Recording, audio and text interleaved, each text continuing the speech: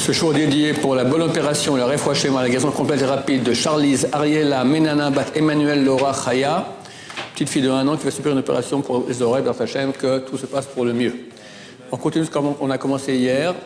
Donc c'était un remake, refaire un peu le cours germanien avec plus de détails, cours que je fais il y a une trentaine d'années, version 5782-2021, voilà.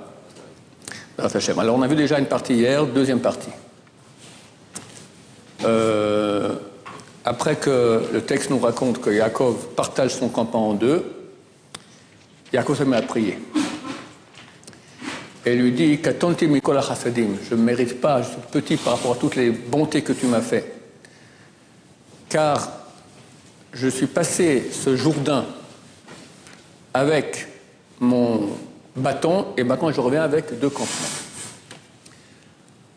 Hatzilenina miyad achim miyad Esav, sauve-moi de la main de mon frère, la main de Esav, qui est réanochioto, car je le crains. Pen yavo vikane em labanim, de peur qu'il vienne et me frappe la mère sur les enfants. C'est un peu poétique ça, qui viennent me frapper la mère sur les enfants, qui viennent me tuer, moi et ma famille. Em albanim, c'est quoi la mère des enfants? Alors on le dit tous les Rosh Chodesh, dans les Tehilim, dans le Hallel, Em habanim smecha alléluia. La mère des enfants est heureuse, alléluia. Rashi sur place nous dit, la mère c'est la Shrina, la présence divine, qui ramène ses enfants en terre d'Israël. Elle est à Yerushalayim, à Sion, et elle ramène, elle est heureuse que ses enfants reviennent à Sion. Dans le cas de ce qu'on avait dit, qu'on parle maintenant de la fin des temps, du retour de Yaakov en terre d'Israël. Donc ça correspond encore au retour du peuple d'Israël sur la terre d'Israël actuelle du XXe siècle.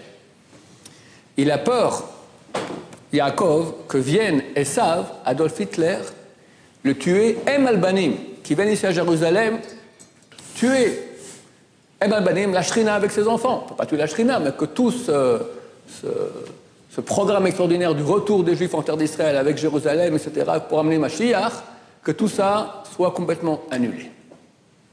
C'est ça, Em Albanim. J'ai peur qu'ils viennent et qu'ils frappent Em Albanim. Et de façon extrêmement curieuse, les gens croient que la première défaite allemande de la guerre, c'était Stalingrad, février 1943. C'est faux. La première défaite allemande de la guerre a lieu aux portes de Jérusalem. C'était le 1er 2 novembre 1942. L'Afrika Korps, le corps africain de l'armée nazie, commandé par le général, très bon général, Rommel, arrive. Ils se sont débarqués en Tunisie, après ils ont conquis la Libye, l'Égypte, et on sait que dans quelques jours, ils arrivent à Jérusalem. Ma mère, qui est née en 1936 à Jérusalem, se souvient encore comment on remplaçait les sacs de sable et tout. On paniquait. Les kabbalistes ont fait. Hamid Haftar, il a pris un Piper, il a fait le tour d'Israël comme ça, avec des coques, comme ça, des caparottes. Et ils ont fait plein de trucs extraordinaires, d'accord. Tout le monde était en grande panique. Et il y a eu une bataille entre les Anglais et les Allemands. Les Allemands étaient beaucoup plus forts. Il y a eu un problème, Mina Shamaim extraordinaire. Il y a un problème de ravitaillement d'essence. Il y a un problème de coordination. Les tanks, les panzers allemands ont été immobilisés, ils ne pouvaient rien faire, il n'y a pas d'essence. Les Anglais ont pu attaquer, c'était la première défaite d'une armée qui était censée être invincible, d'accord. Ils n'ont jamais fait de perdu de combat jusqu'alors. C'était aux portes de Jérusalem. Et quelqu'un m'a dit, oui, tout proche, qu'est-ce qu'il y a à l'Allemagne, tout proche de l'Allemagne, la tombe de Rabbi Yaakov, Abu Hatzera, d'accord. Peut-être qu'il y a un rapport entre les deux. En tout cas, on voit que la prière de Yaakov Avinu s'est réalisée, qu'ils ne sont pas arrivés à Jérusalem, ce qui est carrément miraculeux, d'accord. En passant, c'est marqué, j'ai traversé ce Jourdain. Alors, un petit wort sympa, je ne sais pas quelle valeur ça a. Hein. Yarden, le Jourdain, d'accord. Ça, c'est Yarad Nun. Sont les lettres. Je suis descendu, je pense à mon avis, que durant cette galoute, on est descendu, quand on était en Égypte, on est descendu jusqu'au 49e portail de Toum'a, d'impureté. Ils sont rentrés dans le 50e, c'était mort. Irréversible. Alors, de nous la sortie rapidement d'Égypte, avant qu'on tombe dans le 50e. Mais on n'avait pas encore la Torah. Là qu'on a eu la Torah, on est descendu même jusqu'au 50e dans la galoute. Qu'est-ce qu'on n'a pas, dans quel touma, dans quelle horreur on n'a pas été, d'accord, un truc terrible. Et bien au Hachem, il dit, avec mon bon bâton, j'ai reçu un coup de bâton, on m'a mis dehors de mon pays, j'ai dû rentrer dans le 50e portail d'impureté, et bien au Hachem, maintenant je reviens en terre d'Israël avec les 2 campements. Il finit de prier et fait une chose extrêmement bizarre. Vayalen Sham, il va dormir. Vayalen Sham, Laïlaou, cette nuit, il allait dormir. Quand même bizarre. Et ça vient te tuer maintenant, c'est terrible. Tu vas dormir. Et il a pris de ce qu'il y avait proche de sa main un cadeau pour son frère Esav. Et la Torah nous dit maintenant, c'est toutes sortes d'animaux, 200 chèvres, 20 béliers, 200 moutons, etc. En tout, 580 bêtes. Il était dormi ou il a pris un cadeau? Alors je te dis, il était allé dormir. Il a pris un cadeau. Et il semblerait que, c'est pas moi qui s'est réveillé, dans le sommeil, il semblerait, endormi comme ça, il a envoyé les animaux. C'est très très bizarre. Il y a d'autres choses à faire que d'envoyer des... Combien d'animaux? 580. C'est marqué plus loin. Vatavor Haminchal Panav. Le cadeau est passé devant lui. Rashi, Midrash Agada, donne un Midrash. Afrou Charou Bekas était en colère. Chatarich les causes, qui devait donner tout ça. Je ne comprends pas. D'abord, d'après le Midrash, tu as des centaines de milliers de têtes de bovins. D'accord? Tu as plein. Ensuite, on parle maintenant de sauver ta peau. Ta peau, celle de ta famille, tes enfants. Tu envoies 580 bestioles. Mais il va te régaler au nez, Esav. C'est une bêtise. Il a payé 400 mercenaires. Combien on paye un mercenaire? Au moins 10 moutons. Au moins 10 moutons. Donc il te faut déjà, pour 400, il te faut déjà 4000 moutons. Tu me donnes 580, mais c'est une blague.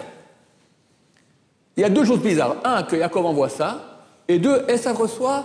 Et quand il voit Yaakov, il est tout amoureux, il vient l'embrasser, du genre, ça l'a complètement apaisé. 580 bestioles, ça l'a apaisé. Mais c'est une histoire de fou. Les 400 hommes sont là, et tous pour tuer Yaakov. Les 580 moutons j'ai reçus, allez, je suis content, allez, quelques chameaux par-ci par-là. Ils vont embrasser Yaakov. C'est même marqué d'après un avis qu'il l'embrassait de tout son cœur.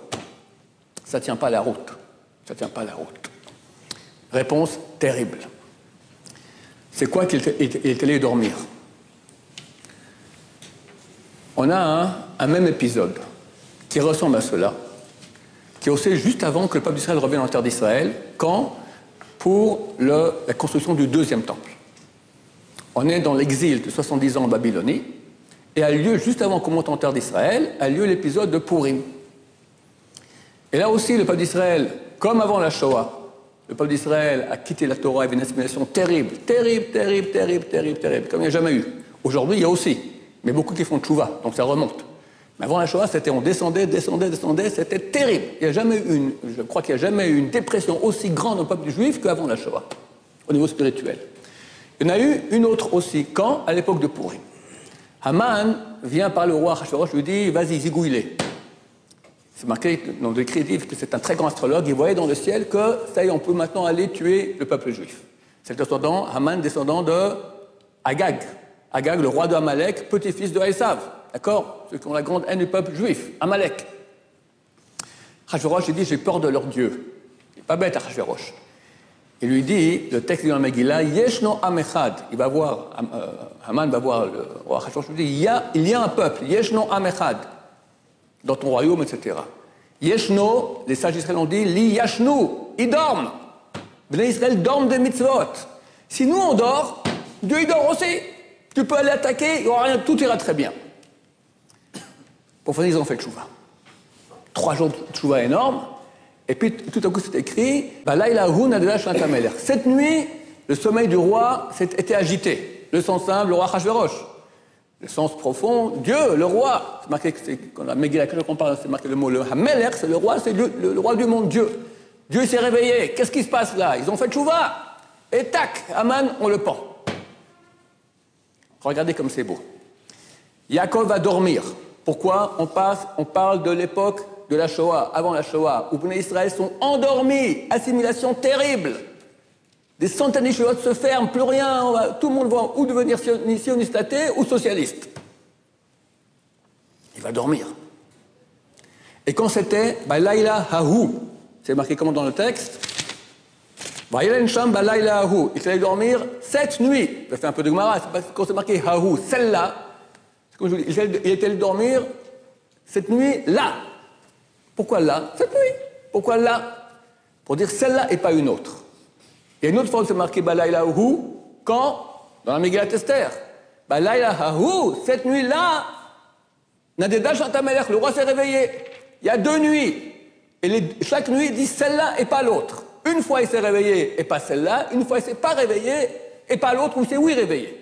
On parle de ces 2 nuits. Et là, hélas, on parle de la Shoah, où cette nuit-là, là, il ne s'est pas réveillé. Ah, pour lui, il s'est oui réveillé. Il ne s'est pas réveillé. Alors, qu'est-ce qu'il fait? Du dedans du sommeil. C'est-à-dire qu'on a mis en situation down, de loin de Dieu, en plein dans le sommeil. Il commence à envoyer les cadeaux à Esav. Qu'est-ce que c'est que ces cadeaux? On sait très bien que les troupeaux, Yaakov Avinu, c'est le peuple d'Israël. Il envoie 580 bêtes. Pourquoi 580? Le chiffre le plus grand qu'on a en hébreu, c'est Revava. Il n'y a pas plus grand. En tant qu'un nom de chiffre, d'accord? Un nom de chiffre. En hébreu, en français, c'est à 1000. 10 000, c'est une composition. En hébreu, on a un chiffre qui s'appelle Reva, ça signifie 10 000. On peut dire que chacune des bêtes correspond à 10 000. Tu fais la somme des 580 fois 10 000, ça nous fait 5 800 000. L'Institut pour la Shoah américain, qui m'a-t-on dit, c'est le plus précis, le plus fiable, il dit qu'il y a 5 800 000 juifs qui sont morts par Hitler durant la guerre. Exactement, c'est ça les troupeaux qu'il a envoyés. C'est pour ça que Yaakov dit, ça lui fait mal.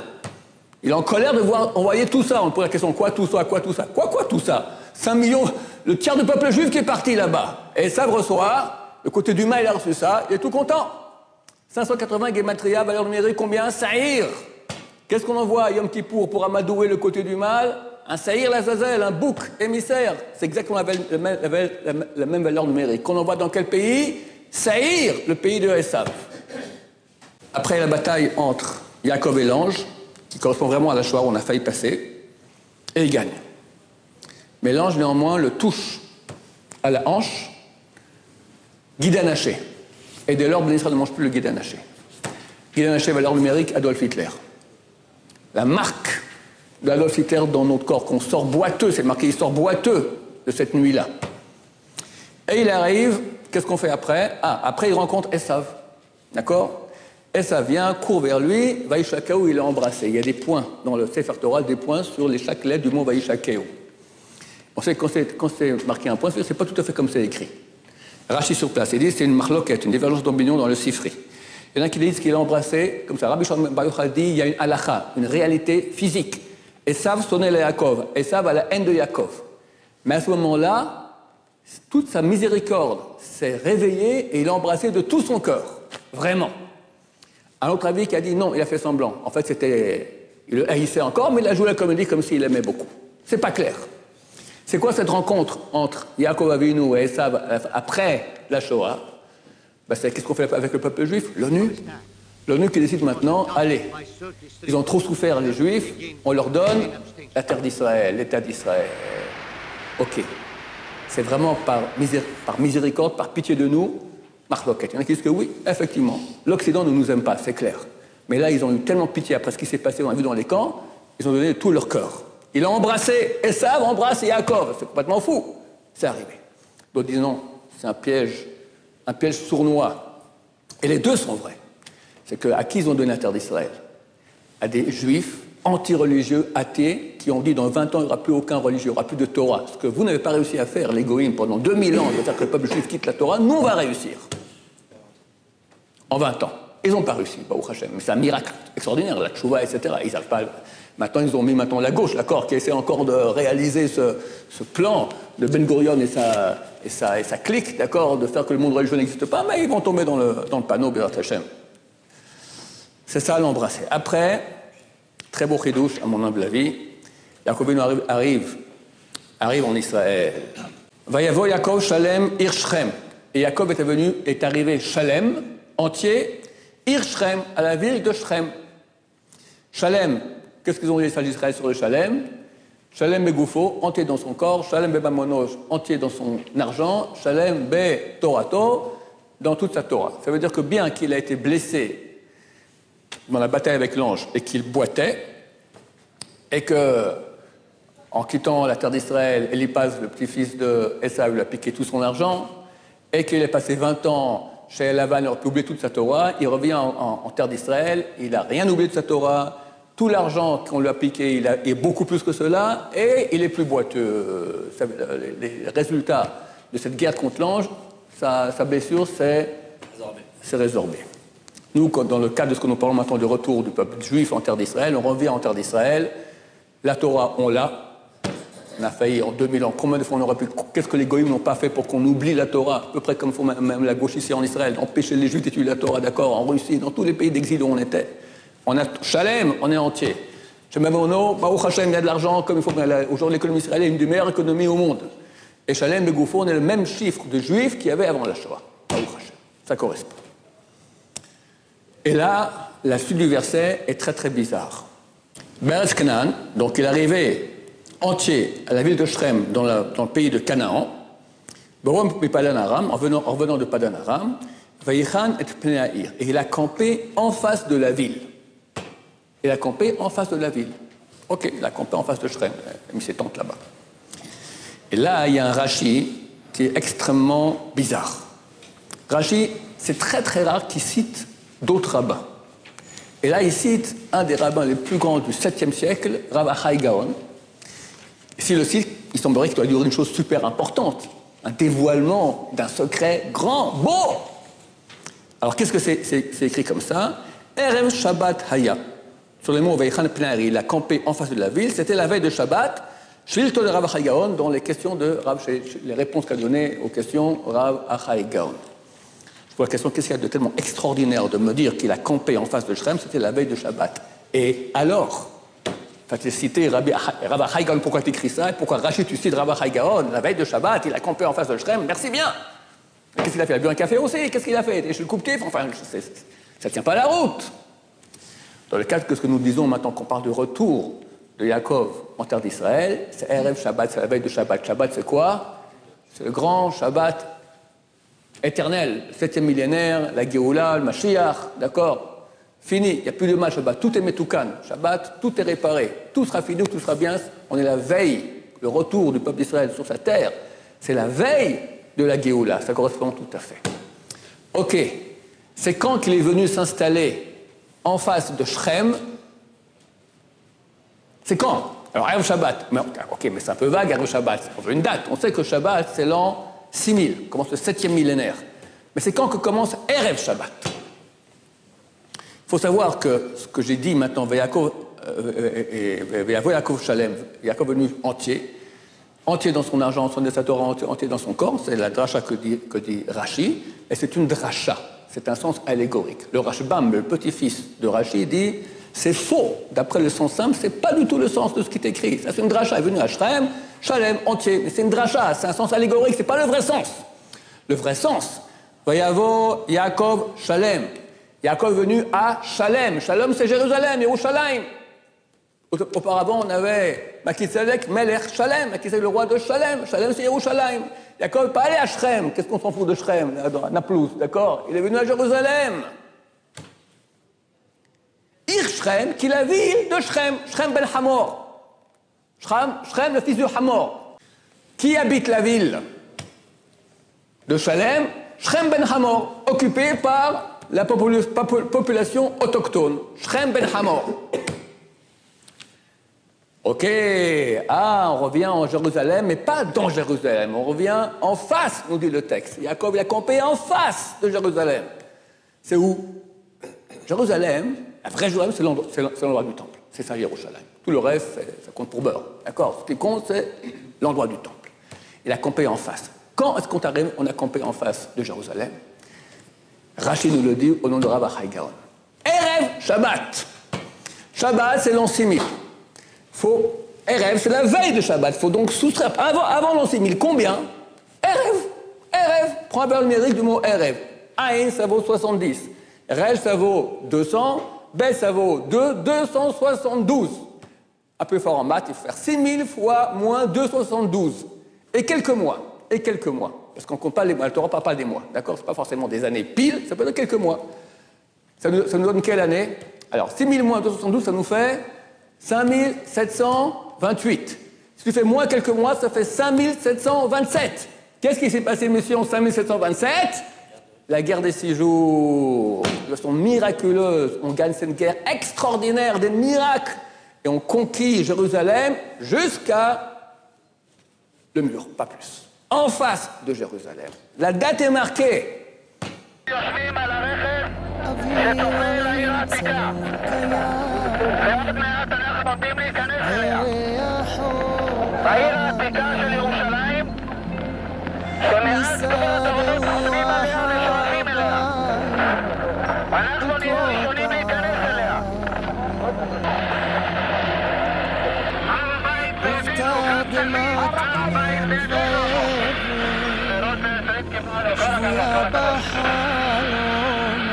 אני יורד ברגע זה, אני יורד במדרגות אל הכותל. אינני אדם דתי, מעולם לא הייתי, אבל זהו הכותל, ואני נוגע באבני הכותל המערבי.